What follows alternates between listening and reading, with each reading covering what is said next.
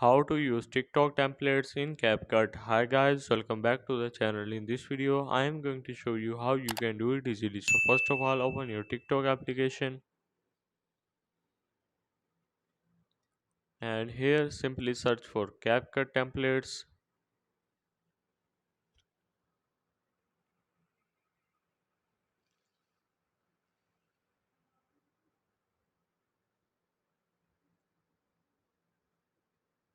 Simply search it. Now what you have to do is to simply search for the video you like, and let's go for this one here, and make sure it has a CapCut logo on the left side. When you click it, it will take you to the CapCut directly, and you can now edit that filter. So I hope this video will help you out. So this is how you can use TikTok template in CapCut.